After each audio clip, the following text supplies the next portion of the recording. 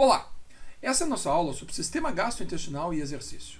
Nela, iremos discutir os aspectos anatômicos e funcionais do sistema gastrointestinal frente a diferentes tipos de alimento, a diferentes volumes e temperatura de alimento e, claro, frente ao exercício. E também iremos discutir os aspectos de resposta e de adaptação do sistema gastrointestinal ao exercício físico. Vamos a ela! Sempre que começamos a falar do sistema gastrointestinal, devemos lembrar de alguns aspectos históricos. O pai da fisiologia gastrointestinal é William Beaumont. William Beaumont era um médico durante o período da Guerra de Secessão nos Estados Unidos e que passou a tratar um dos soldados da época que havia recebido um tiro na barriga. Este quadro retrata exatamente a situação onde nós tínhamos o soldado sendo tratado por William de Beaumont. Nota-se que há um tubo diretamente no tórax desse soldado. Pois bem, o que aconteceu é que com o tiro se formou uma fístula, ou seja, uma via de acesso do meio externo, do exterior do corpo, para o sistema gastrointestinal, de forma que o professor William Beaumont podia então acessar diretamente o estômago desse paciente. Ora, as bordas, tanto do estômago quanto da parede do tórax, se aderiram e dessa forma havia uma via de acesso direto. Ele pode fazer, então, a partir daí, uma série de experimentos, dentre as quais colocar pedaços de alimentos atados a um fio e jogar literalmente esse alimento dentro do trato gástrico, de forma a avaliar quanto é que esse sistema digeria, sejam carboidratos, ele usava batatas para isso, sejam gorduras, ele usava um pedaço de toicinho, sejam proteínas, ele usava um pedaço de carne. Com esses experimentos que parecem, neste momento, extremamente diferentes e até mesmo, de certa forma, agressivos, mas era o que se podia fazer na época, William Beaumont foi o primeiro a detectar que o estômago digere fundamentalmente proteínas e digere nada ou muito pouco de carboidratos e de gorduras. Pois bem, com os seus experimentos, nós podemos identificar, então, todo o sistema, todo o trajeto gastrointestinal partindo de um processo de digestão mecânica pela mastigação na boca e também pela ação de agentes químicos como a ptialina, que é a amilase salivar, iniciando o processo de digestão química, levando esse alimento pelo esôfago até o estômago, aqui por trás do fígado, então essa região aqui, o estômago, onde sofreria mais processo digestório, principalmente sobre as proteínas, e a seguir, então, iríamos para o trato intestinal, seguindo o seu caminho. Ora, aqui uma outra representação do mesmo sistema, então o alimento percorria esse trato, chegando até o estômago, onde sofria o processo de digestão fundamentalmente pela ação de ácido clorídrico e pepsina, e que gerava fundamentalmente a digestão de proteínas. Pois bem, o Sr. William Maddox Bayliss foi o primeiro que mostrou a secreção do hormônio secretino e o peristaltismo intestinal. Como é que funciona esse peristaltismo? Peristaltismo é a ação contrátil em anéis, ou seja, regiões do intestino, também do esôfago fazem isso, se contraem, produzindo então a propulsão do bolo alimentar num único sentido. Então notem que essa contração propele esse bolo alimentar nesse sentido, a seguir essa contração propele o alimento nesse sentido e assim sucessivamente. Esse é o movimento chamado peristaltismo. Pois bem, quando analisamos todo o trajeto do alimento, temos, como eu já tinha dito, a secreção do hormônio ptialina, que produz a digestão química de amido, ela é também chamada de amilase salivar, já na boca. Isso juntamente com o processo de mastigação. Esse alimento é então levado pelo esôfago até o estômago. No estômago nós temos a secreção de ácido clorídrico juntamente com pepsinogênio. Esse ácido clorídrico age sobre o pepsinogênio, quebrando o pepsinogênio e formando pepsina, que irá então quebrar as proteínas em peptídeos, em aminoácidos. Esse alimento todo, então, é levado do estômago para o intestino. No intestino, ele recebe secreções do pâncreas e do fígado. No caso do pâncreas, são o chamado suco pancreático, que é rico em bicarbonato e tem, portanto, uma função de neutralizar os ácidos que estão sendo produzidos pelo estômago e que, evidentemente, acompanham o alimento até o intestino. Afinal de contas, se não houvesse a neutralização desses ácidos, nós teríamos uma lesão intestinal, justamente pelo baixíssimo pH que esse sistema gera. Então, além do bicarbonato, nós temos ainda a amilase pancreática, a lipase pancreática e a protease pancreática. Então, esses elementos irão digerir os alimentos aqui na região intestinal. Além disso, o fígado produz a bile. A bile é rica nos chamados sais biliares, que são poderosos emulsificantes de gordura. Eles são secretados juntamente aqui com o suco pancreático. Vejam que o canal, inclusive, é o mesmo canal, chamado canal de Oddi, e irão também para essa região intestinal. A função, então, da bile é emulsificar as gorduras. O que significa isso? Significa partir as imensas gotículas de gordura formadas em gotículas muito, muito pequenas, chamadas micelas. Essas micelas, então, são passíveis de absorção ao longo do tubo intestinal. Pois bem, nota-se, então, que tanto o fígado quanto o pâncreas têm uma função digestória bastante importante. Uma função de quebrar, de fracionar os elementos que compõem a alimentação em parcelas, em porções muito pequenas, de forma a permitir a absorção intestinal. Na porção inicial do intestino é onde nós temos mais digestão e menos absorção. À medida que esse alimento é transportado por peristaltismo ao longo do tubo intestinal, o processo digestivo ou digestório vai diminuindo e o processo absortivo vai aumentando. Isso quer dizer que, nas porções finais do intestino, eu tenho muito mais absorção do que digestão. Chegamos então ao intestino grosso, aqui nessa porção, onde há essencialmente a absorção de água e, claro, aqueles elementos que sejam hidrossolúveis, principalmente as vitaminas hidrossolúveis.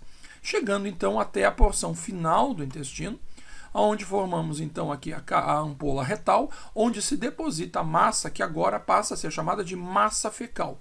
Ela é armazenada, desidratada, aumentando então a sua densidade. Na realidade, o que nós temos, se nós analisarmos as três porções do intestino grosso, temos na porção inicial, a chamada porção ascendente, uma massa fecal com consistência líquida, na porção transversa, uma massa fecal com consistência pastosa, e finalmente, na porção descendente, já uma consistência sólida, que é a consistência da massa fecal normal, quando então excretamos isso sob a forma de fezes.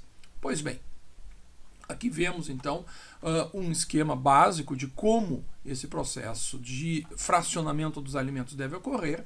Então, diferentes enzimas, diferentes ácidos irão fracionar diferentes tipos de alimentos em porções cada vez menores, de forma a permitir o processo absortivo na mucosa intestinal, lançando, então, esses nutrientes para a corrente sanguínea, para, então, o uso pelo nosso organismo. Bem, o sistema de controle do sistema gastrointestinal é, em primeiro lugar, o sistema neurovegetativo, dividido, como já discutimos em aulas anteriores, em sistema simpático e sistema parasimpático. Essas duas ativações irão regular o sistema gastrointestinal, de estômago, fígado, pâncreas, o próprio rim, que não está em questão agora, o sistema intestinal e assim por diante. A ativação simpática, ela provoca uma depressão de motilidade gastrointestinal. A ativação parasimpática, ao contrário, provoca uma ativação do sistema gastrointestinal.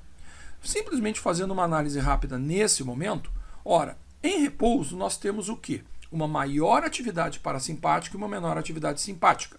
Isso faz com que em repouso nós tenhamos uma maior motilidade gastrointestinal. Já em exercício, o contrário ocorre. Nós temos um aumento da atividade simpática, com maior liberação de adrenalina e noradrenalina, uma diminuição de atividade parasimpática, o que faz com que nós tenhamos uma diminuição e até mesmo uma parada do sistema gastrointestinal durante o exercício. Bem, a regulação do sistema gastrointestinal é dividida, então, em ativação simpática e parasimpática, como nós já discutimos, e também aspectos relacionados à composição química do alimento, temperatura e volume. Composição química do alimento, bem, quando ingerimos um alimento mais rico em carboidratos, temos uma aceleração da motilidade gastrointestinal. Quanto mais carboidratos, portanto, houver na nossa refeição, mais rápida será o esvaziamento gastrointestinal, ou seja, do estômago para o intestino e assim sucessivamente. Por outro lado, quanto mais lípides houver na nossa refeição, mais lentificado será o processo de digestão. Então, quanto mais gorduras, mais lento, quanto mais carboidratos, mais veloz o processo de esvaziamento gastrointestinal. Proteínas não afetam significativamente essa motilidade, a não ser que, na preparação dessa refeição de proteínas, nós adicionemos muitas gorduras, o que é bastante comum na cultura ocidental. Se adiciona gordura no preparo de proteínas. E nesse caso, nós temos, não por causa da proteína, mas por causa da gordura, uma lentificação do processo gastrointestinal. Eventualmente se adiciona carboidratos, por exemplo, a uma bebida esportiva. Não se pode aceitar, ou se não se deve aceitar, que esse carboidrato seja utilizado somente para oferecer carboidrato do ponto de vista energético. Não, ele também serve para acelerar o esvaziamento gastrointestinal, já que é no intestino em que há a principal absorção de água. Ou seja, se o meu objetivo é reidratar um atleta, eu devo adicionar algum carboidrato nessa bebida de forma que a água chegue o mais rápido possível no intestino para que possa ser absorvida. Pois bem, além disso, nós temos a questão da temperatura. A temperatura ideal para absorção intestinal, para esvaziamento gastrointestinal, é da ordem de 5 a 10 graus centígrados. Temperaturas maiores ou menores do que isso irão lentificar a motilidade gastrointestinal. Então, se nós prestarmos atenção, de 5 a 10 graus centígrados é a temperatura de geladeira, é uma temperatura de água ou de alimento gelado. Nesse caso, é essa temperatura que nós devemos usar para facilitar a motilidade gastrointestinal, mesmo durante o exercício, por mais difícil que seja, eventualmente, se oferecer um alimento na temperatura adequada durante uma prova, como, por exemplo, um Ironman ou alguma outra prova de longa distância. Finalmente, o volume. Quanto maior for o volume da refeição, maior será a velocidade de esvaziamento gastrointestinal, maior será a motilidade gastrointestinal. Só que isso, apesar de ser verdade, é um problema. Por quê?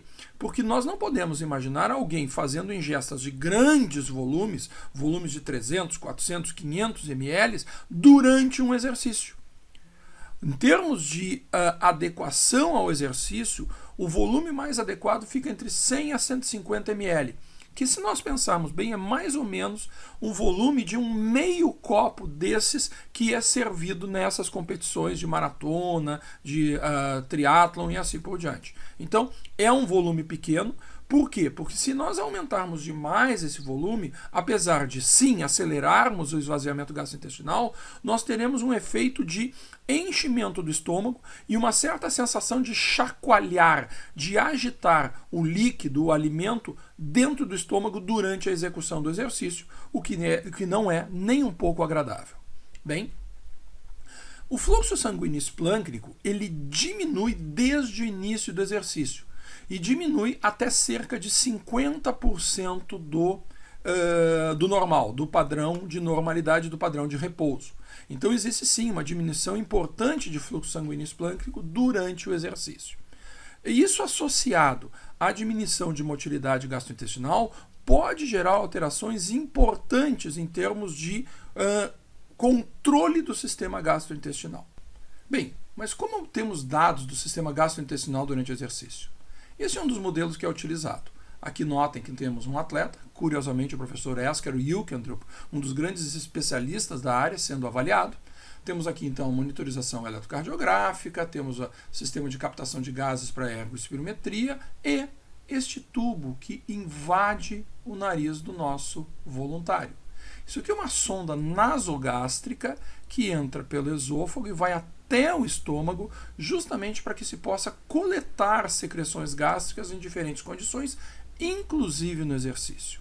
Pois bem, esse é um teste que é feito a partir deste modelo. Se faz a oferta de bebidas carboidratadas em 2 diferentes níveis de carboidrato, em 2 diferentes concentrações, 4,5 e 9, e se avalia, então, o percentual que permanece no estômago ao longo de 60 minutos de exercício. Notem que a curva de 9% ela é mais acentuada, ou seja, esvazia-se mais rápido o sistema gastrointestinal com 9% de carboidrato do que com 4,5%. Isso mostra que a adição de carboidratos a bebidas e alimentos facilita a motilidade gastrointestinal e, se for do interesse, faz com que o alimento chegue mais rapidamente ao intestino para a sua absorção. Isso é feito, então, justamente com o modelo do slide anterior. Pois bem, quando falamos em atividades de alta intensidade e duração, o efeito do aumento da atividade simpática, diminuição da atividade parasimpática, juntamente com a diminuição de fluxo sanguíneo esplâncnico que já discutimos, pode gerar alterações dependendo de onde o alimento estiver durante o exercício. Se o alimento estiver no estômago, independente do tipo de exercício que está se fazendo, só que devemos lembrar que para que ele esteja no estômago é necessário que ele tenha sido ingerido há relativamente pouco tempo. O que é que nós temos como consequência? O sistema gastrointestinal estará parado, principalmente se nós estivermos acima de 70% do consumo máximo de oxigênio. Qual é a consequência? Esse alimento irá se depositar no fundo do estômago, dependendo da posição em que esse corpo estiver, e essa deposição sobre a mucosa do estômago irá gerar uma distensão, gerando uma ação reflexa que gerará vômito. Pois bem, isso é relativamente comum, nós vemos isso acontecer em diferentes tipos de exercício, principalmente quando a alimentação foi feita há relativamente pouco tempo. No entanto, se nós tivermos uma condição onde o alimento já estiver no intestino, isso dependerá do tipo de exercício que é feito. Se for uma corrida, onde nós temos movimentos vigorosos do tronco, com o sistema gastrointestinal parado, isso pode gerar uma propulsão do alimento ao longo do tubo intestinal sem que haja devida absorção. Por quê? Porque nós temos baixo fluxo intestinal, o sistema intestinal está parado e o alimento está sendo deslocado sem adequada digestão e sem adequada, principalmente, absorção. Qual é a consequência disso? Eventualmente, evidentemente não é uma regra, mas o que eventualmente pode ocorrer? A chamada diarreia do maratonista. São quadros que geram um estímulo para a defecação e uma defecação normalmente diarreica. Por que diarreica? Porque não há absorção intestinal adequada por baixo fluxo e baixa motilidade. E esse alimento é propelido não por um movimento peristáltico, mas pelo próprio movimento vigoroso do tronco, fazendo com que esse alimento se desloque ao longo do tubo intestinal. Bem, um outro aspecto que devemos discutir são as questões relacionadas à saciedade. Pois bem, os principais mecanismos que controlam a saciedade são mediados no sistema hipotalâmico. Então nós temos diferentes regiões hipotalâmicas, principalmente o núcleo ventromedial, que é o centro da saciedade, e que recebe sinais periféricos para o controle da fome. Quando analisamos essa estrutura, nós notamos que esse núcleo ventromedial ele recebe estímulos da grelina, do peptídeo YY, da leptina, da colecistoquinina, de glicose, lípides e proteínas, de estímulos mecânicos, tais como articulação temporomandibular, mecanoreceptores orais e também distensão gástrica. De todos esses sistemas, a grelina é o único hormônio orexígeno, ou seja, que estimula a fome. O peptídeo YY e leptina são hormônios anorexígenos, ou seja, que inibem a fome. Pois bem, a grelina ela é um hormônio produzido pelo estômago e que tem ações em diferentes centros, em diferentes regiões de nosso corpo. O mais importante é entender que a grelina ela só tem ação quando ela está na forma acilada, ou seja, esse grupo octanoil aqui ele está ligado justamente nessa posição da estrutura hormonal. Então, antigamente haviam estudos que mediam a grelina total e os resultados eram bastante controversos. Nós devemos destacar que os resultados, os trabalhos mais importantes são aqueles que avaliam a grelina na forma acilada, que é a forma ativa da grelina. Pois bem, esse trabalho do professor David Bloom mostra que o exercício ele provoca uma diminuição dos níveis de grelina. Diminuição que permanece por, vejam, 9 horas aqui a realização do exercício, aqui a realização de uma refeição. Notem que a grelina, com o exercício, ela é mantida inibida durante bastante tempo após o exercício. Ao mesmo tempo é feita a medida da sensação, da percepção de fome. E notem que o exercício produz uma diminuição dessa percepção de fome, ou seja, o indivíduo se mostra mais saciado, com menos fome, justamente durante e no pós-exercício. Após a refeição, isso inclusive inverte um pouco, inverte levemente, mas o fundamental é entender que há uma supressão de fome no período do pós-exercício. Em nosso laboratório, fomos estudar exatamente esses aspectos, porém, numa relação com alto carboidrato, com refeições ricas em carboidratos, e fomos estudar exatamente os níveis de grelina acilada. O que notamos? Que da mesma forma nós temos uma supressão com exercício dos níveis de grelina acilada. Vejam, a diminuição é bastante significativa, e isso se associa justamente com a supressão também da fome, ou seja, num resultado bastante semelhante aos resultados do professor David Braun. Em um outro estudo de nosso grupo, avaliamos os efeitos de dieta e de dieta mais exercício sobre a taxa metabólica basal e a grelina acilada em obesos grau 1. Basicamente, o que queríamos saber é se o exercício poderia adicionar algum efeito além daquele já produzido pela dieta no controle da saciedade e, portanto, no controle de peso. Nós selecionamos 18 indivíduos, partindo de 378, respeitando os critérios de inclusão e de exclusão previstos no nosso estudo. 9 indivíduos compuseram o grupo dieta e 9 indivíduos compuseram o grupo dieta mais exercício. Bem, o grupo dieta, ele basicamente tinha que receber ao longo do nosso estudo consultas com o nutricionista de forma a garantir a perda de peso ao longo do tempo. O grupo dieta mais exercício, além das consultas com o nutricionista, também realizava exercícios, sessões de exercício, onde ele tinha que cumprir uma carga de trabalho de 70% da frequência cardíaca de reserva durante sessões que duravam 1 hora de exercício em bicicleta ergométrica. O alvo, diferente de outros estudos, não era um alvo em tempo, ou seja, normalmente a gente vê estudos onde se prescreve treinamento durante 2, 3 ou mais meses. No nosso caso, como havia uma preocupação com a atividade metabólica, nós queríamos que todos os pacientes chegassem no mesmo estado metabólico ou aproximadamente no mesmo estado metabólico. Então, o alvo era uma perda de 5% da massa corporal. Quando eles perdiam 5% da massa corporal, bem, ali era interrompido o estudo para aquele indivíduo e era feito, então, todo o processo de reavaliação. O que nós encontramos? Nessa tabela aqui nós podemos ver os resultados principais do grupo dieta e do grupo dieta exercício pré e pós-intervenção. Notem que, bem, todos perderam massa corporal, como era previsto, afinal de contas eles tinham que perder 5% da massa corporal. Todos perderam também percentual de gordura, o que era absolutamente previsível.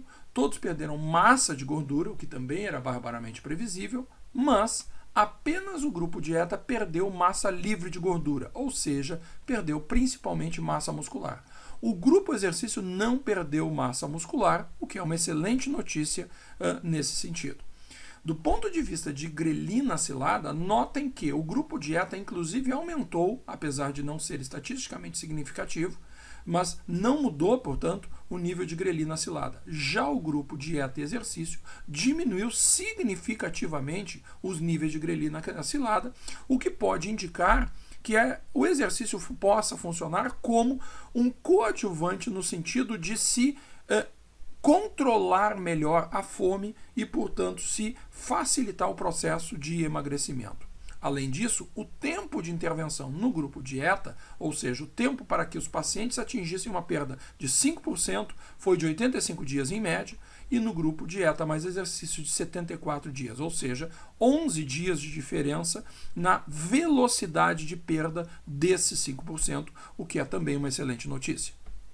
Do ponto de vista de taxa metabólica, notem que o grupo exercício aumentou a taxa metabólica no pós-intervenção, coisa que não aconteceu com o grupo dieta.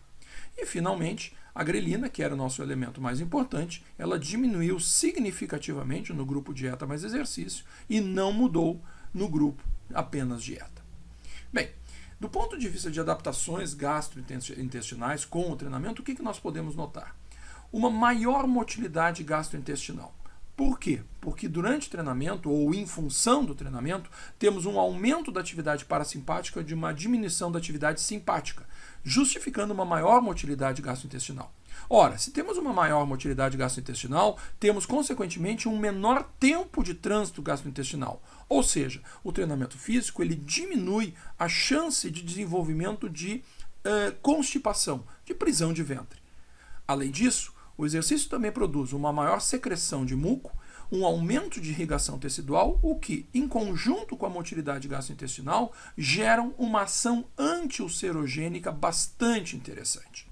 É claro que não podemos justificar a ação anti-ulcerogênica meramente pela questão da motilidade da secreção de muco.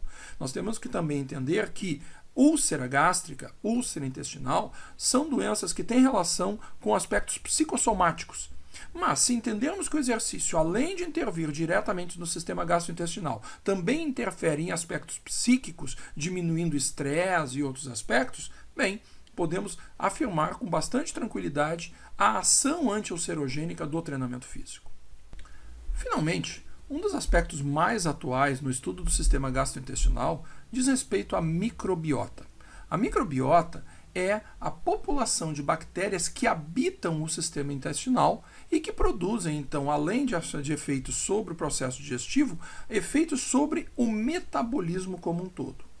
Pois bem, essa microbiota ela pode ser dividida em dois grandes grupos mais importantes, que são as firmicutes e os bacteroidetos, que têm ação antagônica. Podemos dizer que os bacteroidetos são as bactérias boas e as firmicutes são as malvadas do nosso sistema.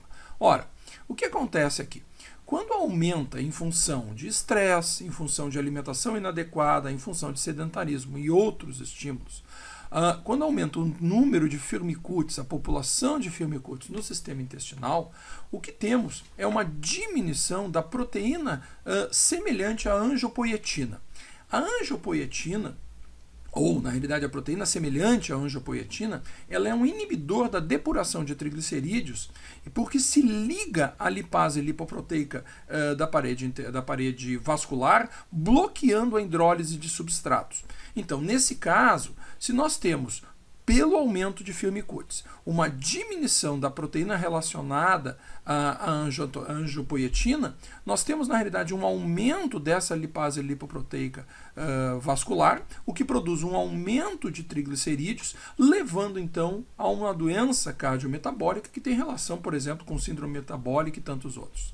O que tem se mostrado nesse aspecto, e isso é realmente muito recente, é que o exercício produz uma diminuição de firmicutes e um aumento de bacteroidetos. Isso, evidentemente, está associado com padrões alimentares, com padrões de alimentação de baixa quantidade, baixos níveis de carboidratos de absorção rápida. Então, se prefere, nesse caso, os carboidratos de absorção lenta, os carboidratos complexos, mais ricos, alimentos mais ricos em fibras. Então, quando se associa esse tipo de padrão alimentar, se aumenta os bacteroidetos e se diminui o firmicutes. Bom, nos próximos anos, certamente nós veremos um maior número de trabalhos que discutem esses aspectos, mas de qualquer forma eu achei importante já colocar nessa aula alguns elementos, apesar de não haver ainda um corpo muito grande de informações nessa área, mas que estão relacionados também à nossa fisiologia do exercício. Bem, as mensagens finais de nossa aula são as seguintes. O sistema gastrointestinal é regulado pelo sistema neurovegetativo, pela constituição química das refeições, pela temperatura e pelo volume.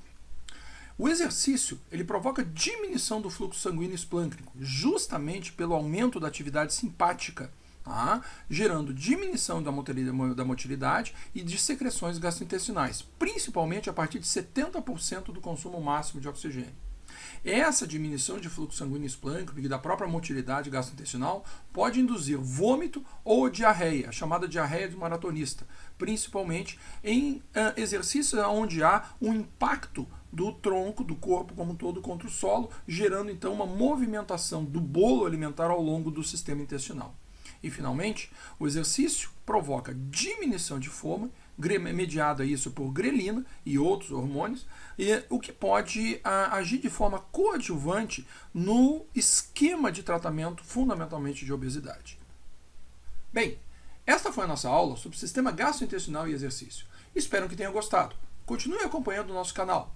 Até breve!